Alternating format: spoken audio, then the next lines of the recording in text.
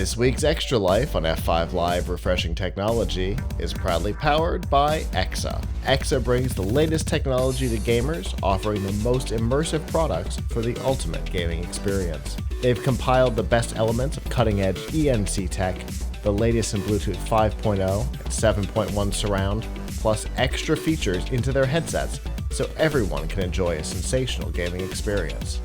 And they've got headsets for Xbox, PlayStation, Switch, and PC. Plus, they won't break the bank. Learn more about the headsets that are available and any current promotions by going to f5live.tv/exa.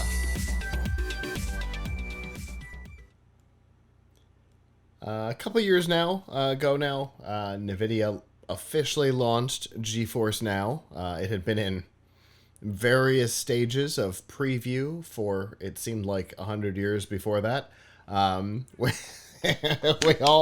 We all took the opportunity to give it a try. Everybody loved the idea.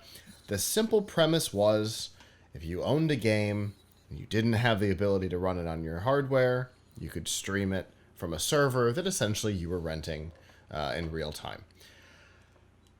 The premise was pretty solid. The belief in how it would work, however, turned out to get its legs chopped out from under it pretty quick.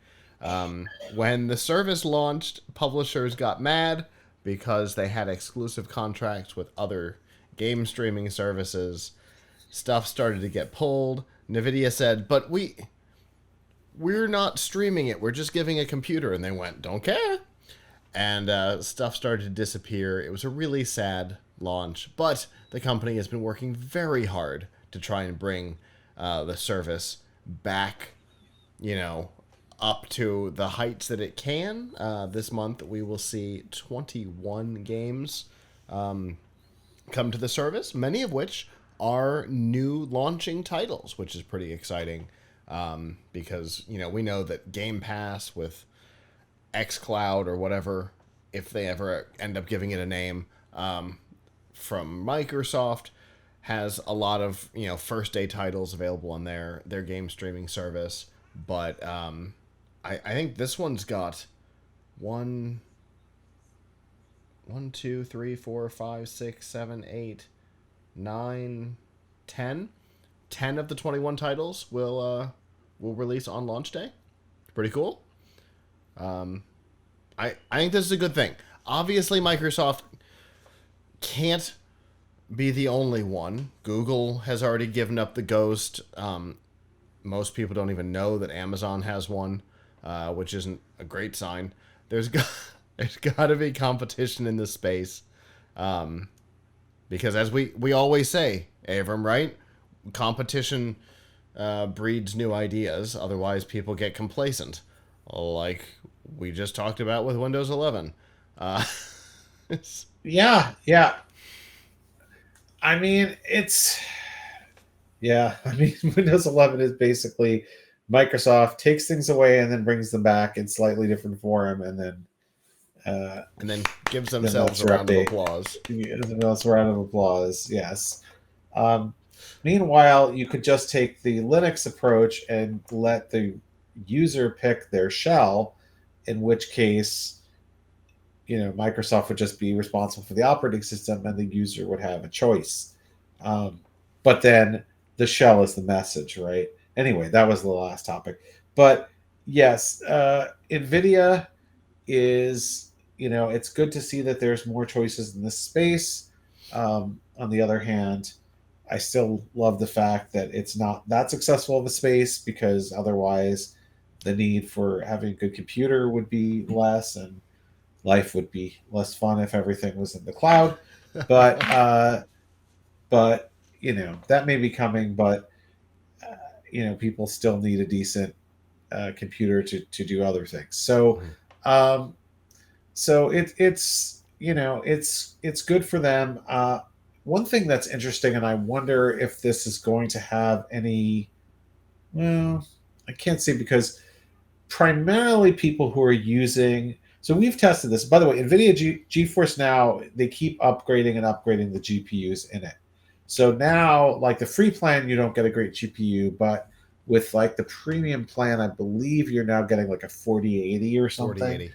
Uh, and we've tested this. Our GPU editor Jared tested this, and it is, no shocker, not as good as having a 4080 in your computer. Um, you the quality of the stuff. Well, I mean, maybe it should be, right? But it's not. Um, No, so because if the video is coming down, if you assume that it's just coming down as a streamed video to your device, the video is never going to be able to equal the quality of the original render.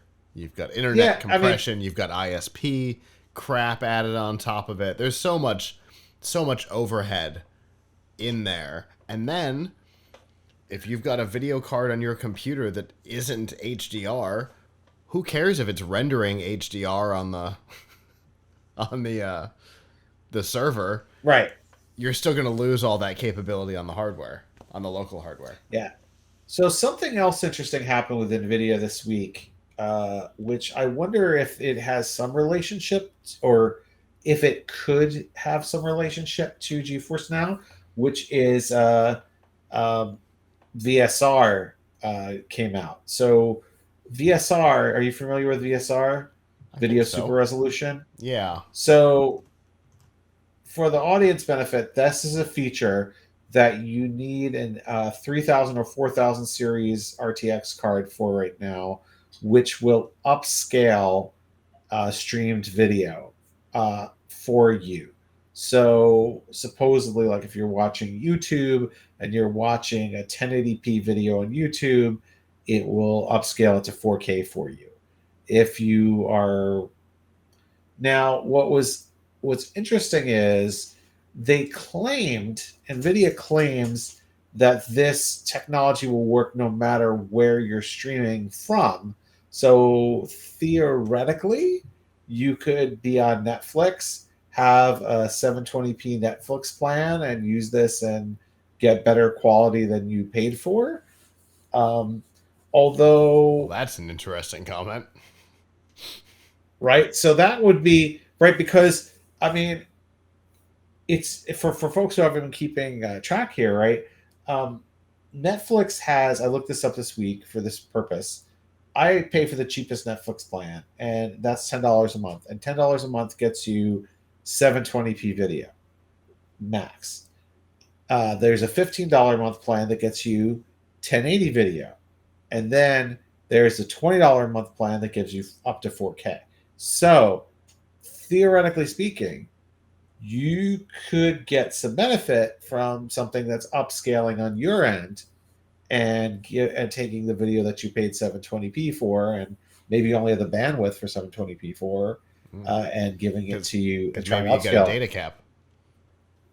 Yeah, maybe. Now, though, one thing that's interesting is, so this feature, you got to do it through your browser. It doesn't work through um, and it only works right now through Chrome and through Edge, the latest Chrome and the latest Edge.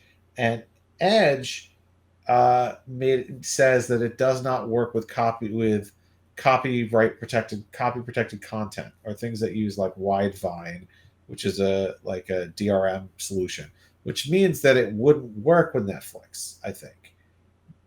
I guess it would work with YouTube, but not Netflix. But Some YouTube stuff. with with Chrome, I think Chrome, I don't see make any such claim about it respecting Widevine or not working with Widevine, or so. It's not clear to me yet whether it's supposed to work in like Netflix or not. Uh, our Jared tested this with Peacock, and he found he has an article up about this on Tom's Hardware, and he found that very subtle improvement from like a 1080p Peacock.